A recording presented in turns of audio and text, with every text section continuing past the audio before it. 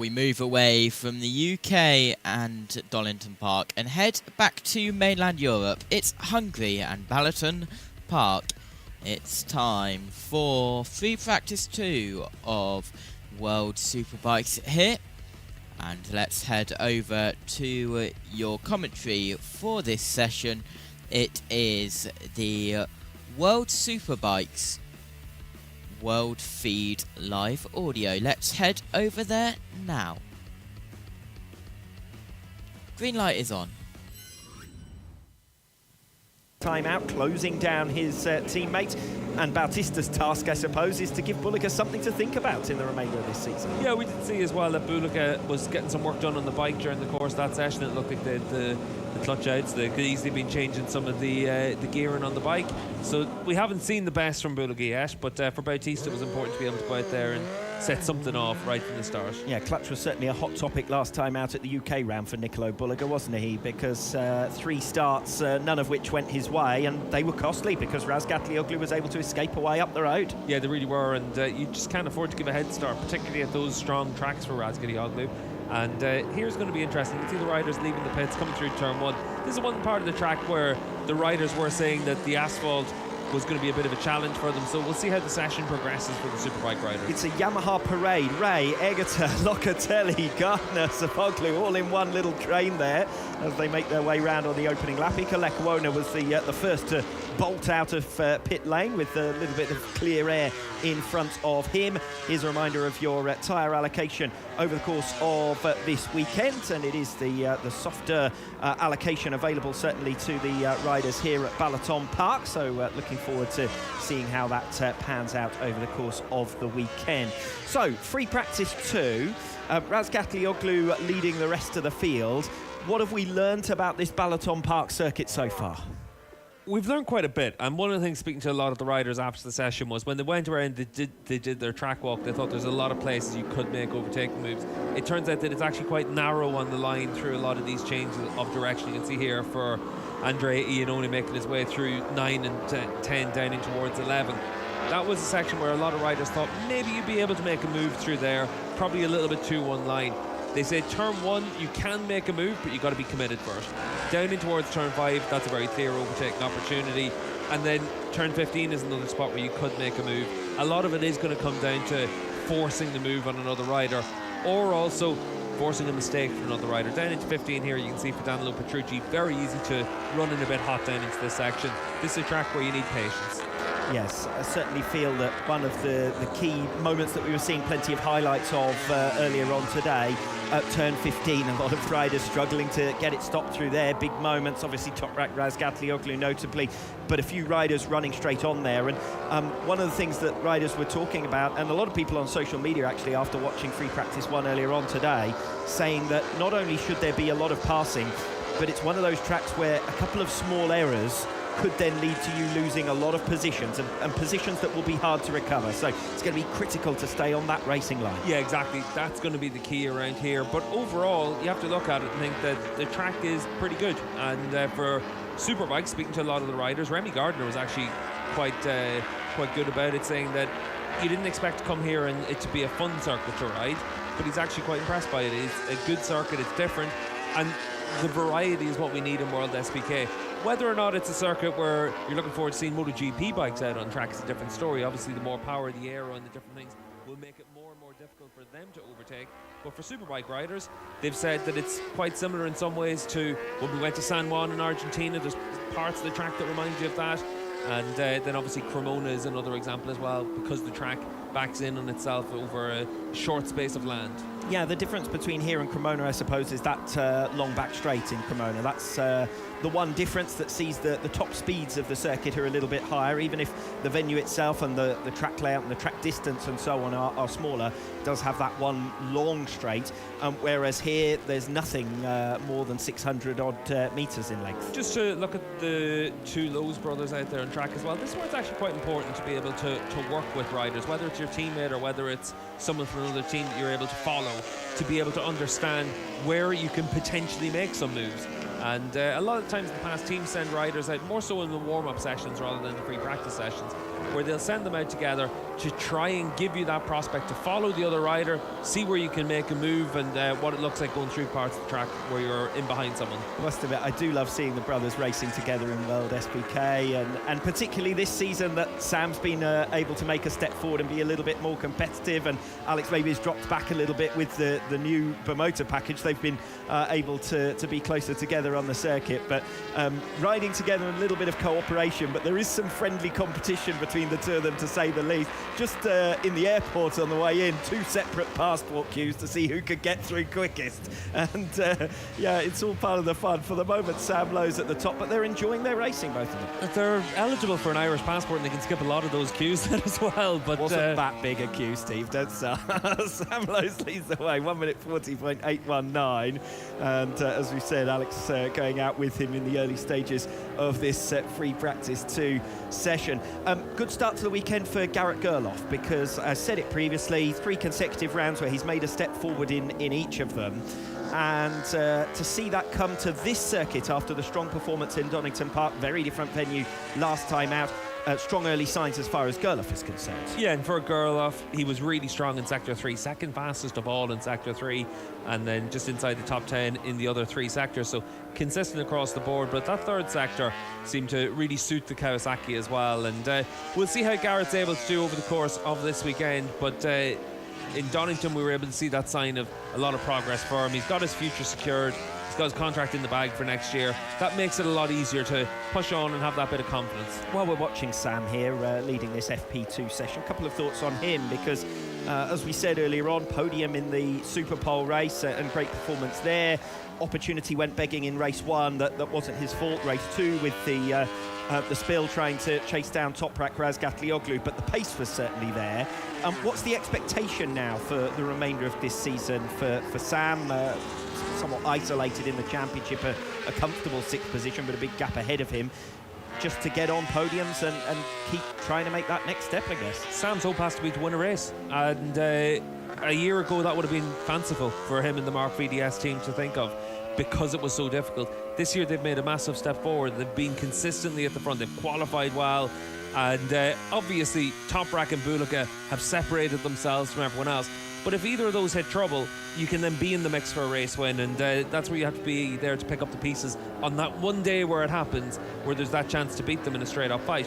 And then you end up where you're able to pick something up. But I think that for Sam and for the Mark VDS team, podiums has to be the target going forward.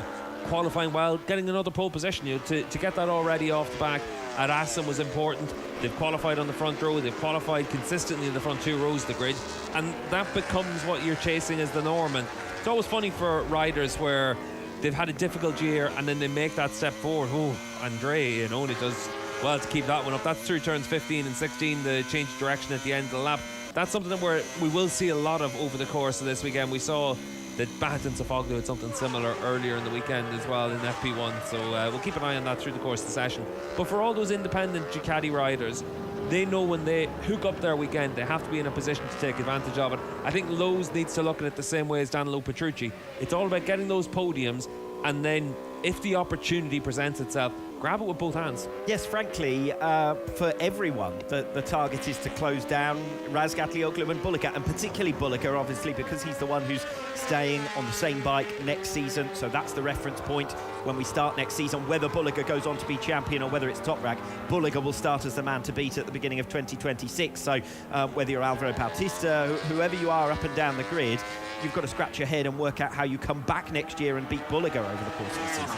Yeah, exactly. And for Ducati, there'll be a new bike for next season, and the day after the season finishes in Jerez, we'll be straight back out on track to go testing, and that's whenever we'll get our first chance to really see the 2026 Ducati V4R and what it's capable of. But when you speak to people within Ducati, they've all said it's a big step forward, and that's what you'd expect. The current iteration of the V4R basically originally came out in 2018. They did a year of testing, just like they're kind of doing now as well, with Piro on the bike. And then they went racing, and it was immediately a game changer. But now we have to wait and see if the new bike does the same. A couple of quick words on this free practice 2 session. Only now Jonathan Ray and Ryan Vickers making their way around the circuit. So Ray just coming through sector 3 to complete his first installation lap. He's lost a fair amount of time at the start of this FP2. That is Tito Rabat, who has come down on his latest lap around, heading up towards the 10-minute mark in free practice 2. So hence the yellow flags currently out through that zone. But it's not going to affect the riders unduly, obviously, in a free practice 2 session. Toprak Razgatlioglu just making his way back into the pits, so not a long start to this session. He took a while to get up and running with the first flying lap as well, so obviously just checking something and now going back to feed that back to the team. Yeah, we've only had Javi Vierge, Taz McKenzie, Rinaldi and Zaidi improve their times from FP1, so everyone out there on an old tyre, so you wouldn't be too surprised if you've gone out there to do 4 or 5 laps at the start of this session, assess the changes you've made, and now you go out there with a new tyre to do your longer run.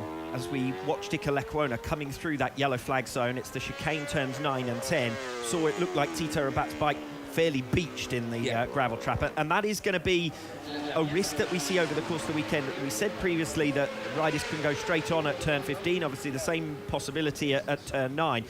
But in that situation, you could find it quite easily that you then drop the bike, or that you slow down and stop and the bike gets stuck. So there's going to be a lot of time lost when you do run on. And this is a slightly different area of the track this time for Andrea Iannone. But again, we saw him running off at turn 15 earlier on. Imagine that we're in a race situation and how much time you would lose. Yeah, and you can see here for Iannone as well, able to get back on track at turn 5. That's the end of that straight that comes into the heavy braking zone, but that's twice there in the heavier braking zones where he's ran in deep, and we saw that at Donington as well. Struggled to get the bike stopped on a few occasions, especially during the free practice sessions. Interesting question mark over his future, isn't there? Because there's rides and riders being talked about up and down the grid. Another big influx potentially of riders from the MotoGP paddock. And inevitably, there's no expectation that there'll be more bikes on the grid next season than there are this. So you're talking about riders being squeezed out. And in that game of musical chairs, it would be a shame if Andrea Iannone wasn't on the grid here in World SBK next season. But at the same time, you could easily see that happening if he were to choose himself that he doesn't want to continue under the current circumstances. I can tell you that we've just had a notification from race control of a red flag, and you can see it now going out on the light boards and the red flags as well. So that will bring a stop to this session with 33 minutes still remaining, and obviously we'll get back up and running as soon as possible in this FP2. Riders just making their way straight back into the pits. But while we can, Steve, let's just cover off that Andrea Iannone situation and story, and what his thought process might be now. Year 2 of the comeback, obviously 4 years away is a long time away. Did a lot to prove that he could still be fast last season. Proved it again in Phillip Island at the start of this year.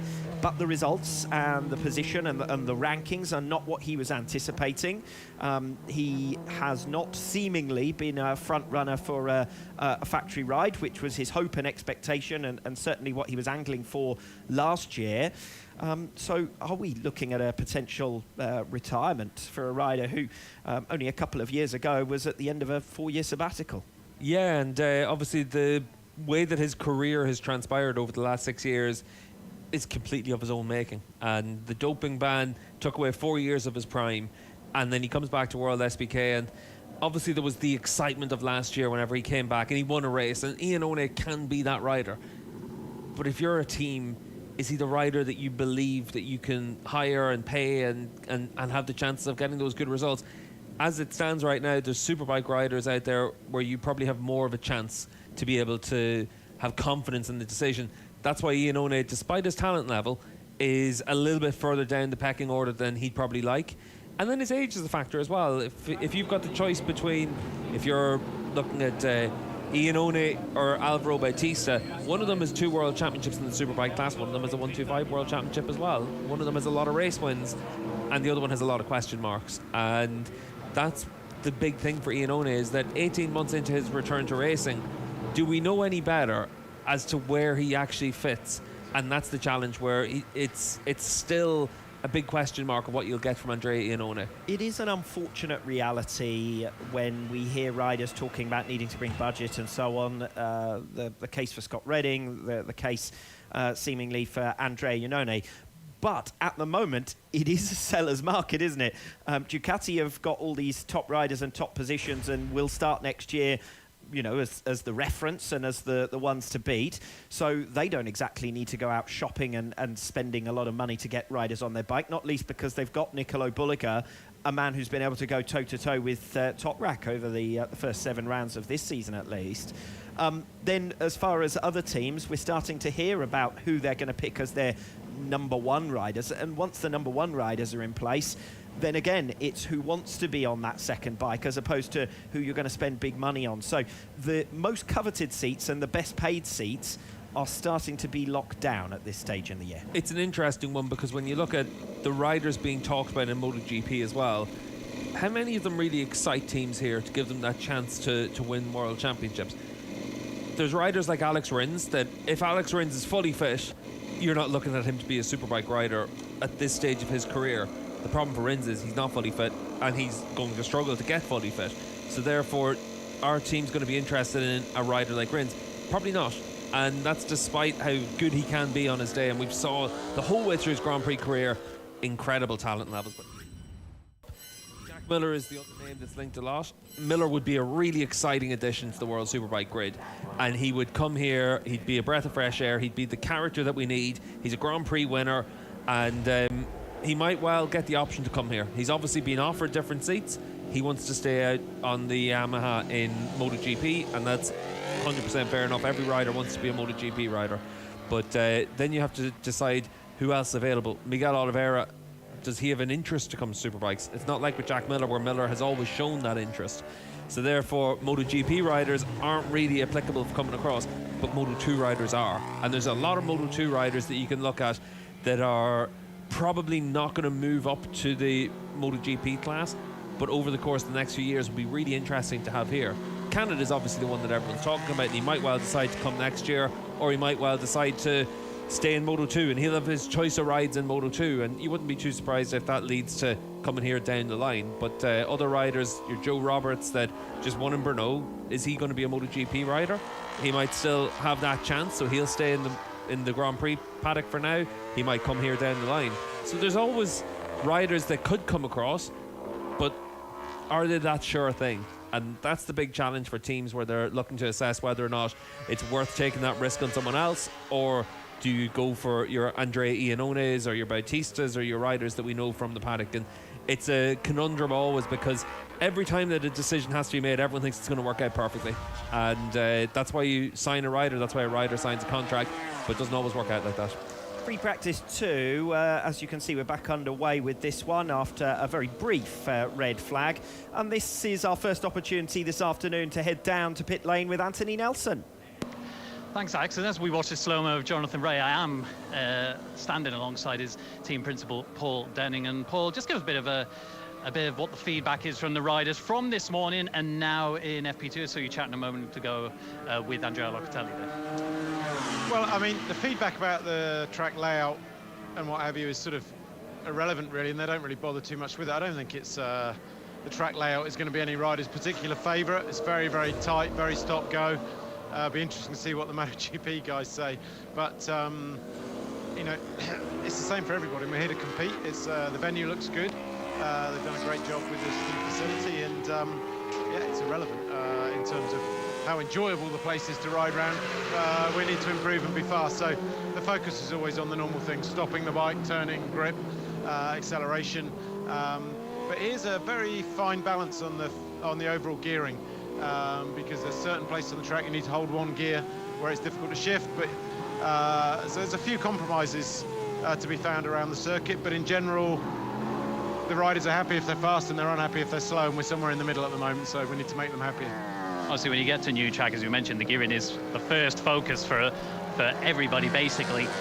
In this free practice 2 session now, what is the focus for both of them? Well, our riders are both running different overall gear ratio. With the track temperature as it is, the biggest focus at the moment, certainly for Andrea, is rear grip. Because whatever you're running, if the rear tire's spinning everywhere, then you can't improve. So we're a second off at the moment. okay inside the top 8, but a second is too big a gap to the rhythm of Sam and Toprak, etc. So yeah, let's see how we go. But rear grip is the biggest focus at the moment. Thanks for your time, Paul. Thank you. Building up, of course, towards the 1000th race in World SBK and seeing some of the numbers associated with this unique milestone. And of course it is Ducati who have been the reference point in this championship, much in the same way as, you know, Ferrari historically in Formula One or whatever. They are our equivalents, and they have a similarly passionate fan base as well. And they do look like they're setting themselves up for some years to come to continue in a similar vein of success.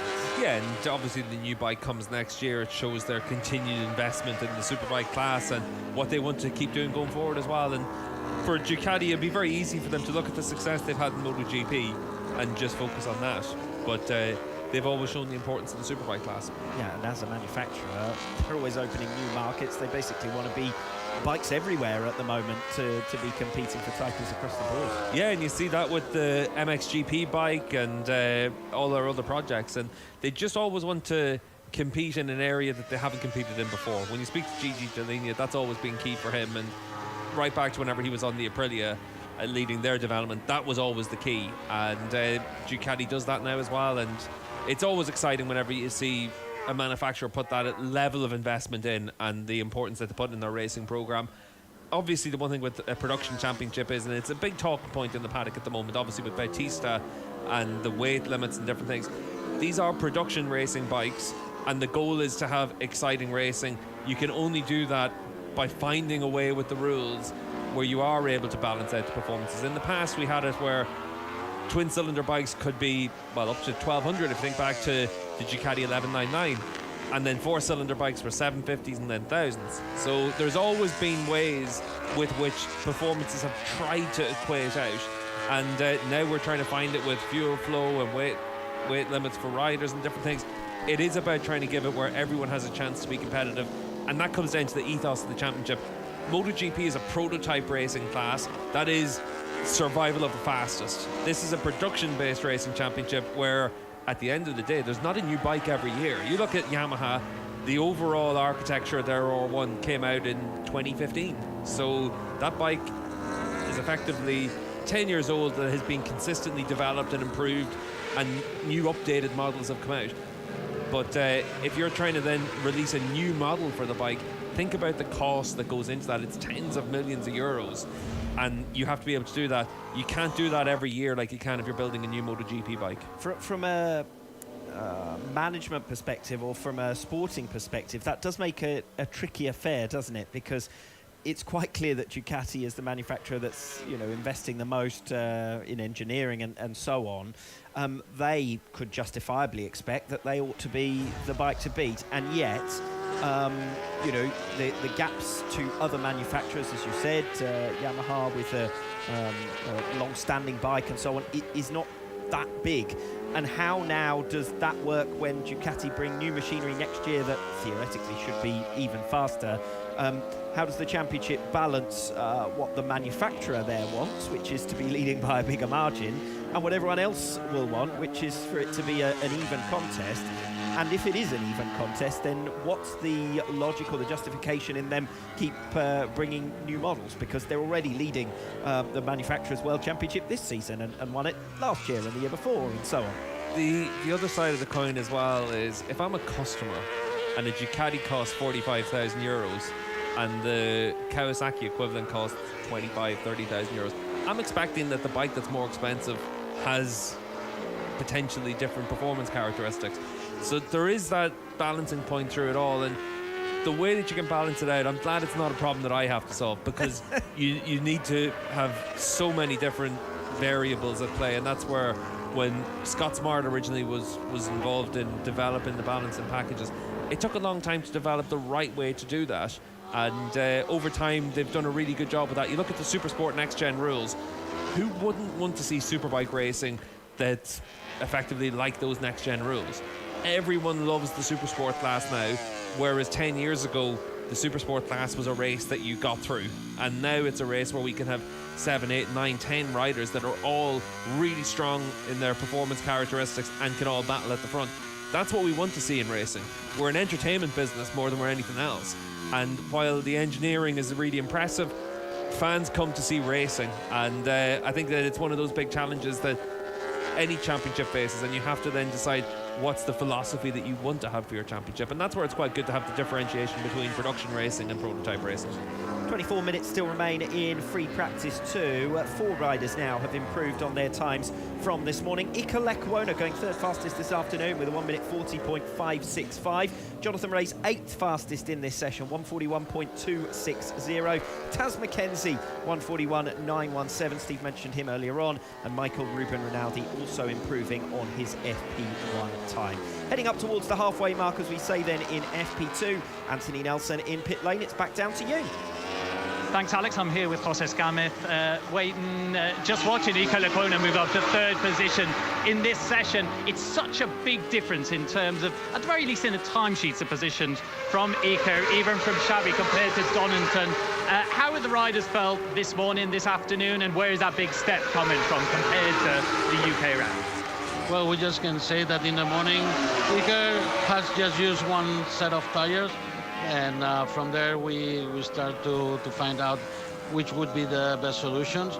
Seems like now in this last run we made some improvements on the front end that is giving him some confidence, and so far he has improved his lap time, so we'll see.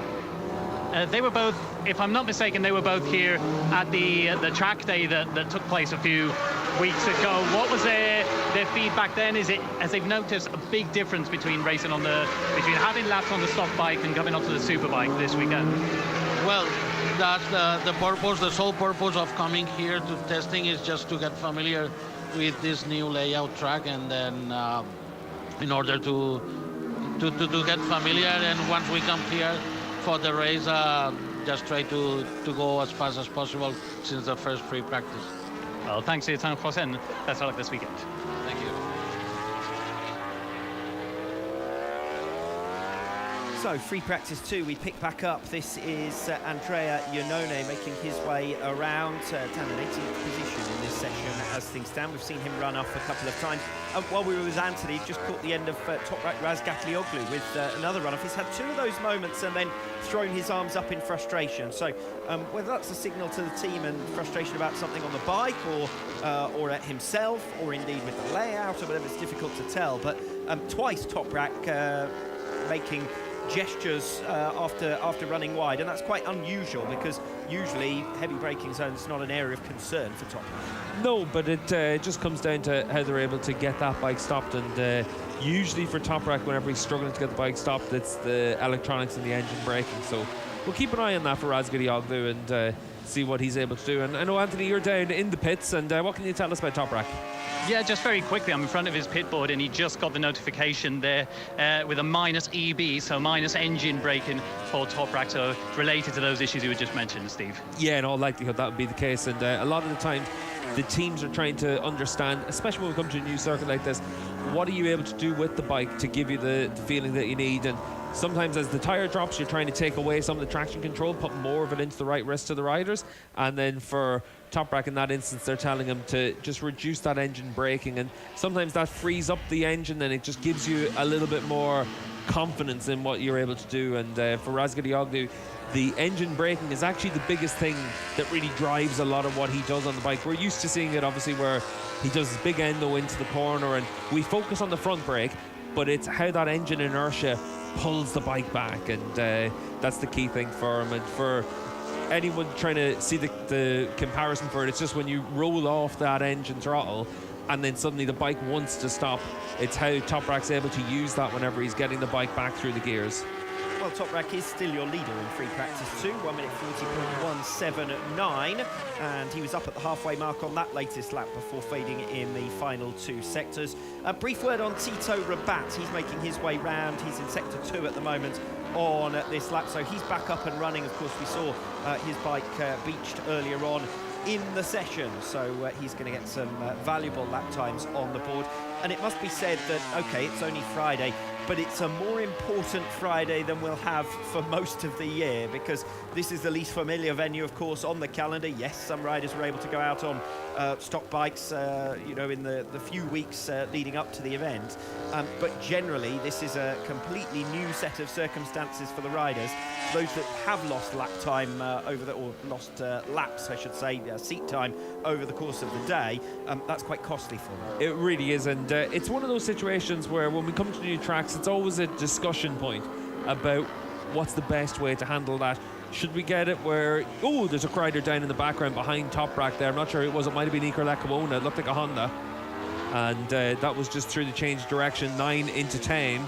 And that could be one of those places where the curbs are quite tricky around here. Speaking to riders after FP1, they said that as you ride with more and more curb, it gets more and more unsettled. This is also where Rabat went down. Rabat went down earlier in the corner compared to where we saw Lecuona crash.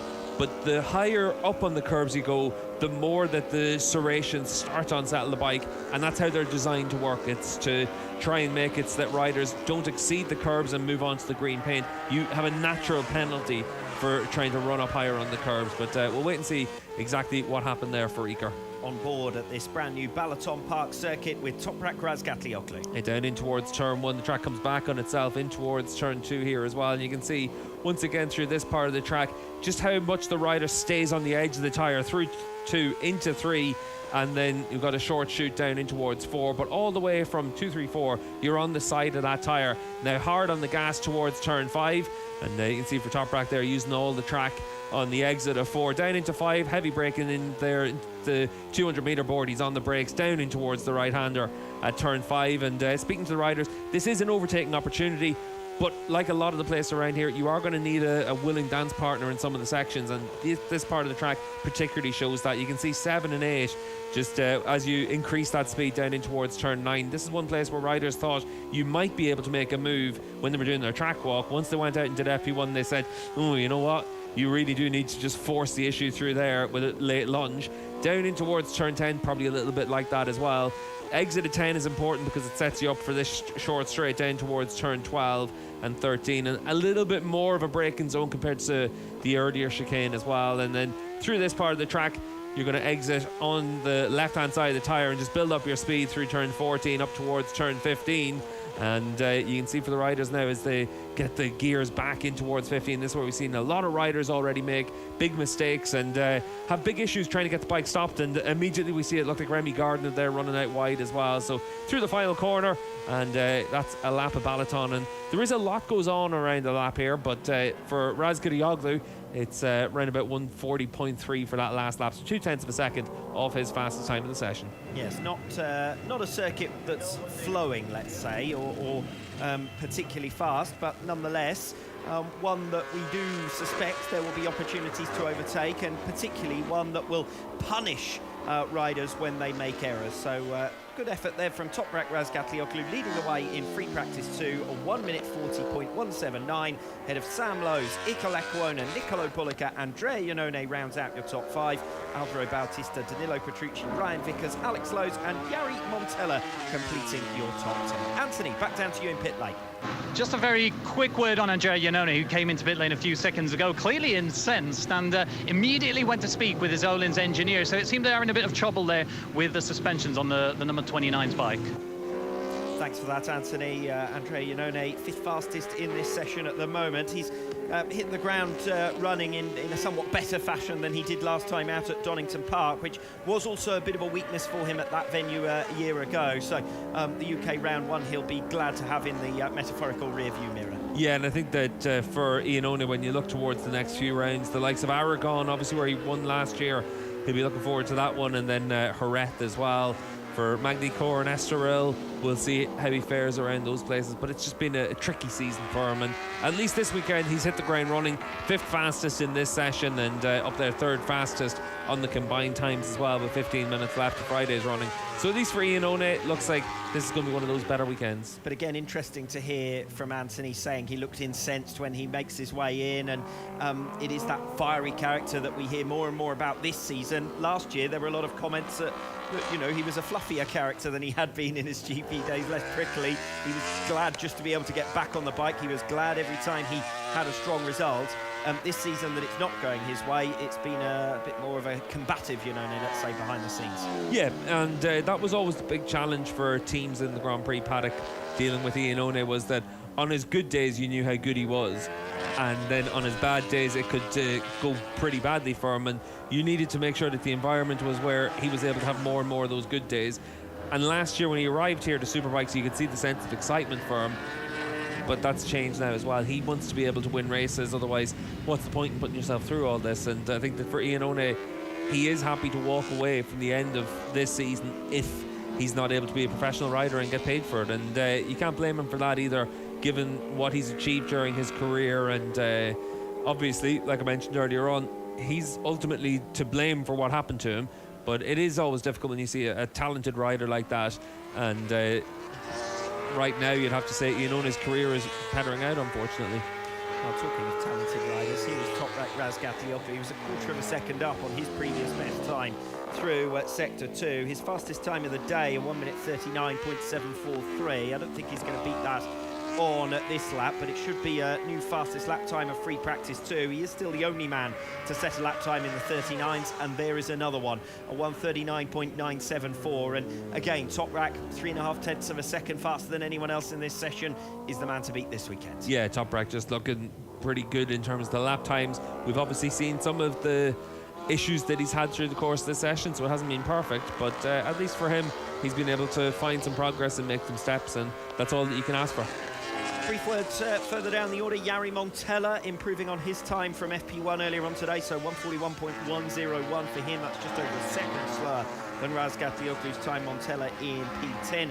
Xavi Vierke too going faster than he went earlier on. 1:41.503 for him, and then a few riders further down the order, like Sofoglu and Zaidi now improving on their FP1 times as well. Yeah, we can see Domi Aguilar here on the 77 Yamaha, and for Domi, he's about 1/10 of a second slower than his teammate Remy Gardner, and with Jonathan Rea and Andrea Locatelli 11th and 12th, shows just how difficult it is for the Yamahas out here as well. We'll have to wait and see what they're able to do as they put a fresh tyre in at the end of this session, but up to now, you'd have to think that for Yamaha, with 15 minutes left in the session, 10 minutes left in the session, that it's going to be a little bit disappointing. We heard from Paul Denning down in the pits that for Locatelli, rear grip was an issue, and they're just not where they need to be right now, but they've got a big step forward to make from Friday into Saturday. Yeah, some solace for Jonathan Rea, obviously being in front of Andrea Locatelli, top Yamaha in the World Championship this season, but quite rightly you're saying Egerter P15 now, Gardner P17, so there's a lot of work to be done there, and part of that is how many Ducatis there are up at the head of the field, because you've got Vickers 9th, Montella 10th, obviously further up Petrucci 7th, Bautista 6th, Iannone, Bolliger, Sam Lowes, so the odd one out, as it were, where it would be Iker Lecuona, I suppose, in P3. Razgatlioglu, we're used to seeing him as the exception, but a lot of Ducatis at the front. That pushes down everyone else's expectations and everyone else's ceiling. Yeah, it does make it more and more difficult, and that's where, when you look at Alex Lowes on the number 22 Bimota and what he's been able to do, he's now just been pushed down into 9th fastest as Montella improves his time, and that improves his time from this morning as well. So riders now starting to put in that new tyre and give themselves the chance. So you can see there for Alvaro Bautista, though, front closing on him a few times through turn 1 there, and just not looking too settled at the moment on that bike, but got that new tyre in, so you'd expect that he should be able to put in a fast time. Iker Lecuona, fastest Honda in FP1, was 8th position in that session with a 1:40.779. Found a couple of tenths of a second in FP2 this afternoon, 1:40.565. Obviously, it couldn't get much worse than Donington Park last time out, but for Lecuona, at least, he has found some pace on Friday here in Balaton Park. Vierke a long way down the order, though, so far. Yeah, and it's always interesting with the Hondas, because when you talk to people within the team and you ask them, where did you find the performance today, or what are you lacking today, there's never really an answer. It just seems to be, it worked today, it didn't work today. And for Iker, whenever it works, we know that he's fast. And Iker needs a good weekend now, because it's contract time and he's trying to figure out where he's going to be next year. Jake Dixon is going to be on that Honda for next season, and then there's a question about who's going to be the second rider. Is it going to be Lecuona? Is it going to be Vierge? Are they going to change everything to put in a new rider like a Jack Miller that we know that they've gone and made an offer to? So what happens for the likes of Iker Lecuona? He needs to find somewhere to go for next year. And right now, we're the suitors for him, and he needs good results this weekend. And Alvaro Bautista as well, who, it's been rumoured that that's his #1 target to end up on the Honda for next season. Obviously, there's options to be on an independent Ducati, as we've said previously. Rumours and stories about a potential link to a MotoGP testing ride in the future. I think that would be a shame, because Bautista has still shown, and again at the end of race 2 at Donington Park last time out, he is a capable racer. He's capable not only of being consistently on the podium in World SBK, in one of his worst seasons, let's be honest. The odds are stacked against him at the moment, Bautista, but he's still able to be up on the podium almost every weekend. It would be a shame if he doesn't get a really competitive ride to be here next season. But equally, we don't want to see his career peter out as a double world champion, going to inferior machinery and then struggling to compete. So it's a trying time for Bautista, but it would be really nice to see him on a competitive package next season. I think that everyone wants to see that, because whenever he has the form, he can be really impressive. And I want to see him on a bike that allows him to show what he can do and give himself the chance to be able to be at the front. It would have been really fun this year to see him able to mix it a little bit with Bulega and Toprak in terms of that outright speed. We haven't seen that up to this point in the year, and it's obviously important to note as well that over the 12 rounds last year and the 6 Super Pole sessions we've had this season, that he's been out-qualified every time by Bulega. So, 7 Super Poles this season. So Bulega has out-qualified him 19 weekends in a row, and that's always a little bit damning for a rider's chances.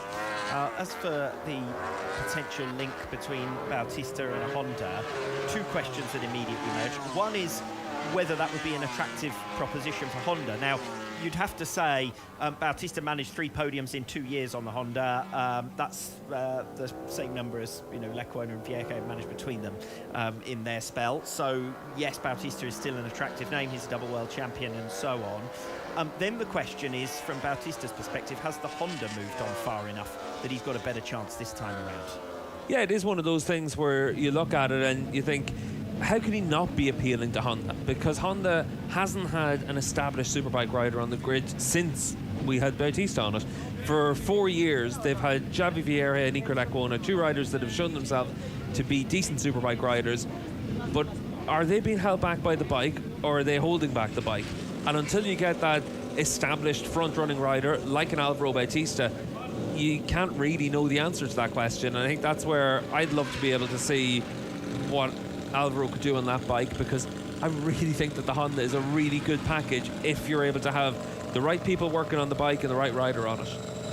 Mackenzie making his way out of pit lane, and Mackenzie P20, so it's not sparkling, but do you know what? 1.756 is the gap to P1, and you've got to say, it's astonishing in World SBK, isn't it? A tenth of a second from Gardner, P19. You wouldn't expect to see him that far down. Vierke, 17. Jonathan Ray, P14. There's so many big names. Mackenzie's got to find his feet over the course of this weekend. New package, round out, obviously. But doing this weekend sets him up nicely before the summer break for a reset later on in the season. Yeah, we're starting to see everyone obviously put in their fresh tyre at the end of this session, give themselves a chance of being able to do a little bit of a fast run at the end of it. Jari Montala's just moved up into 6th fastest. That's 2 consecutive personal bests for him. Locatelli moved up into the top 5, and we'll wait and see what everyone else is able to do. But for Taz, if Taz is able to finish today in and around that 1.3 seconds off the fastest time, which is finding a few tenths of a second now on this lap compared to where he's been, I think that'll be a good start. And when you look at where Scott Redding was for much of the season, really, on qualifying on that 6th row of the grid, if Taz is able to qualify 5th or 6th row of the grid, then he's been able to do a decent job jumping onto that bike. It is very different to riding the MIE Honda, and a very different team situation as well. So he's been thrown in at the deep end, and we'll just see how he fares over the weekend. Well, the first thing is he's ahead of those two MIE bikes, so that'll be important psychologically as well. 5 minutes remaining then in free practice 2, and we might well see some hot laps coming in here. Dominic Egerter's just posted a new personal best for the day, a 1 minute 40.746, puts him 9th in this session and 11th on the combined times. Alvaro Bautista's fastest in this session is a 1 minute 40.685. That's 7/10 down on Toprak. It's also down on his fastest time from FP1 that puts him 4th on the combined times. Bautista heading through sector 3, looking for a new personal best for FP2 at least. Elsewhere around the track, Garrett Gerloff has just posted a new personal best, a 140.983. He's the second down on Raz Gatlioglu, your leader. Petrucci, Vickers, Vierke, all tracking to improve on their latest lap. Bautista then crosses the line. It's a 1 minute 40.780, so in the ballpark of his best times from the day. Couple of tenths down on his fastest in FP1, 10th down on his fastest here in FP2. Javi Vierke down in 14th place as things stand, has been mired in the basement positions for much of this session, moves himself up into 11th place. It's a 140.923 for him. Great lap there from Alex Lowe's, 140.563, so that will move him 3rd in this session and 5th fastest on the combined times. Couple of thousands ahead of Ika Lekwona, faster than Bulliger's best time of the day as well. And unless Bulliger makes a big impression later on, that's going to have to be one of the takeaways from Friday. Big gap between Raz Gatlioglu and title rival Nicola. Yeah, and this is where obviously it becomes really important, because you know that for Toprak and for BMW, they're always going to be able to find that performance, find that potential. They've shown that over the last couple of years, whether it's with the BMW package or the Yamaha in the past, Toprak and Phil Marin always figure out a solution if they're having a tough time. For Bulliger, he needs to make sure that when we get to the Super Pole session, he's able to put it all together. And really, over the course of his Superbike career, we've been able to see that he's able to do that. So there's no reason for alarm bells just yet, but it will be a talking point. No, not least because when there's a lot of other Ducatis buzzing around him, as there were in FP1 earlier on today, you know, Bulliger finished behind Sam Lowes, behind Andrea Iannone and behind Alvaro Bautista in FP1. Here he is in FP2. He's behind Sam Lowes in P2. The risk for Bulliger is not just that Toprak wins. The problem for Bulliger is if other riders start to beat him as well. That's when he'll lose bigger points than he can afford to lose. Yeah, and you can see there for Alvaro that he's able to move himself onto that front row of the grid, well, the top 3. And for Sam Lowes now, top of the times in this one, fastest lap of the weekend so far. So for Lowes, this again is another good indication of where he's at. You can see there, just couldn't quite get the bike stopped down in towards turn 1. Another rider ran off at 1 as well. It looked like it was Jari Montella. Yes, so Montella going wide, as you say, at turn 1. Sam Lowes sliding his way through. Fastest time of the day for Sam Lowes, a 1 minute 39.528.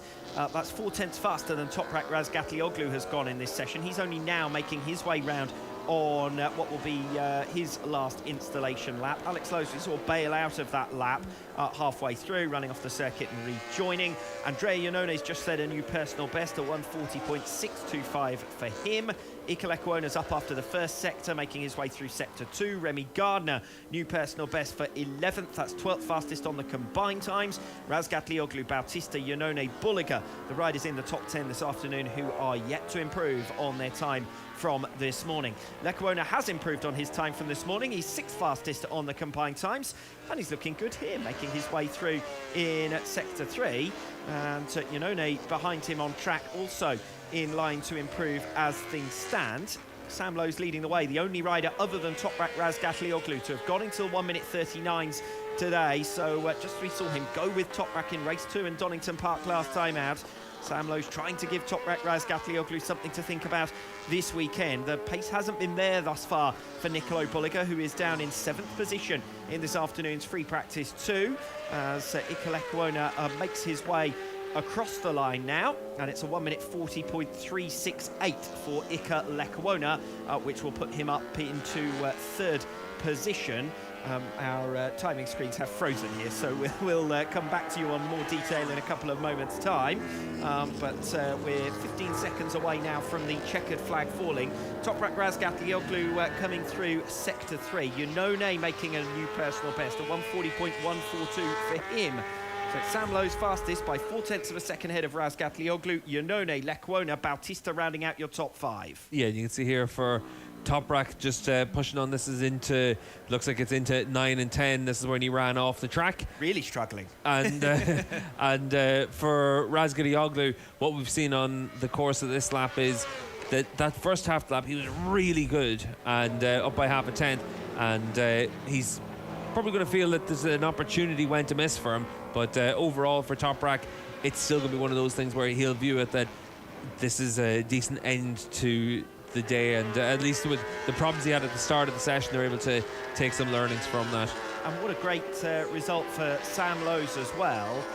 1 minute 39.528 for Sam Lowes, the only rider other than Toprak Razgatlioglu to have got into the 1 minute 39s today. Yeah, and I think for Sam, obviously he's going to be excited with how he's been able to put that lap together right at the end. It's going to give him a bit of confidence going into the Super Pole session as well. And for all these riders from FP1 into FP2, you want to see that improvement. The track conditions didn't actually change that much. We went from 38 degrees track temperature up to the mid 40s, so we had a little bit of evolution, but not crazily different from the morning to the afternoon. The difference is going to be the rubber went down, and then just how the track retains that heat as well, because that's always a big challenge that the teams and riders can't understand until they get into the session.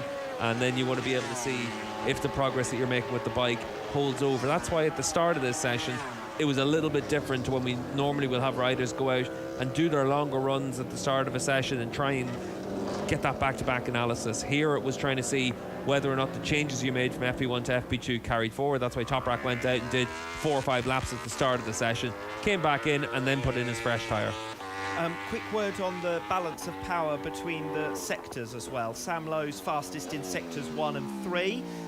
Toprak Razgatlioglu fastest in sectors 2 and 4. And elsewhere, the fastest top speed for Alvaro Bautista. Yeah, and that top speed around about 280 k's an hour, and that speed trap is just as you come down in towards the braking zone for turn 1. So not the fastest top speeds that we see through the course of the year. It's a circuit that's probably more similar to the likes of Jerez in terms of what you're doing with the gear configuration and the shift pattern around here. But for the riders, it is a question then of what you're able to do to maximise the bike through the rest of the lap and giving yourself those chances. So fastest man of the day then, Sam Lowes ahead of Toprak Razgatlioglu and Andrea Iannone. Some heart as well for Iker Lecuona. That's much better than we generally see from a Honda on a Friday. Yeah, and I think for Iker, lots to be positive there. He obviously had his crash as well, but it's one of those situations where it's trying to put it all together. When the Honda is quick at the start of the weekend, you're able to build on it. They do struggle to find the solutions whenever it's not quite where they need it to be. So here is Sam Lowes, who was your fastest man today. So you're 3:21. Andrea Iannone, 1 minute 40.142, 6/10 of a second down on the fastest man, Sam Lowes. Second fastest, Toprak Razgatlioglu, 4/10 down this afternoon. Obviously, 2/10 down on the combined times. And Sam Lowes now making his way back into the pits.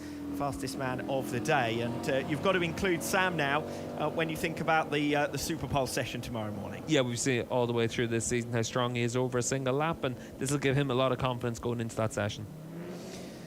So in a couple of moments we'll take you through the full rundown, but that is the first day of action done and dusted in Balaton Park. We've learnt that Toprak Razgatlioglu is the man to beat. We've learnt that Sam Lowes is going to be able to have the pace potentially to challenge in Super Pole tomorrow. We've also learned that much as there are plenty of Ducatis up at the front of the field, Nicolo Bulliger down in 9th position in this afternoon's free practice to 8th on the combined times has a fair amount of work to do. Bulliger's fastest time over a second slower than P1 Sam Lowes. Lowes then with 1:39.528. Only him and Toprak Razgatlioglu getting into 1 minute 39s today. Toprak doing so repeatedly in FP1 and doing so again this afternoon for second fastest in that session. Andrea Iannone with 3rd place. Iker Lecuona in 4th, and several laps in and around that benchmark as well. Remy Gardner, the fastest Yamaha, was generally a disappointing session for the blue bikes. Alvaro Bautista 6th, 2 places ahead of teammate Nicolo Bulliger with the motor of Alex Lowes between them.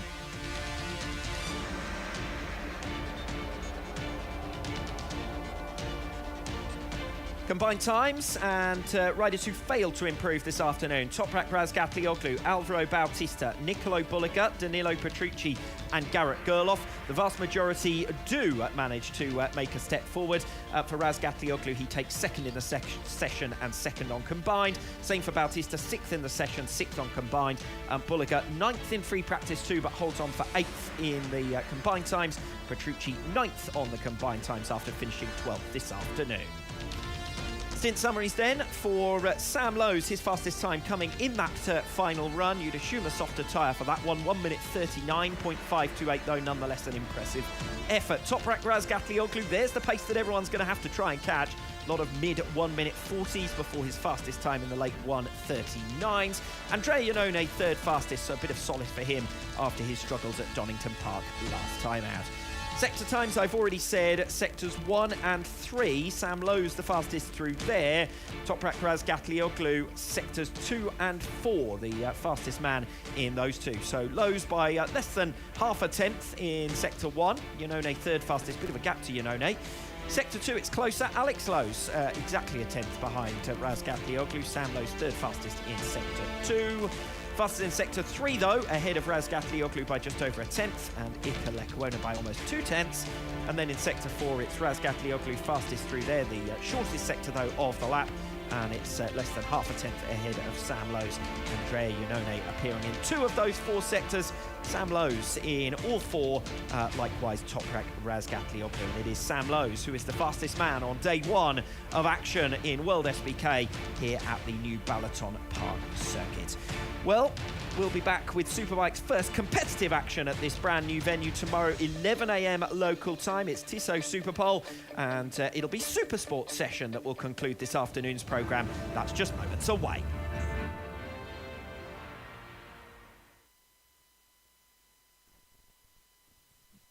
You will be at 8 AM British summer time for free. When World Superbikes BSB is at Brands Hatch, I've not done that before, but no doubt it'll happen again. It's because BSB is on my other screen. When World Superbikes returns.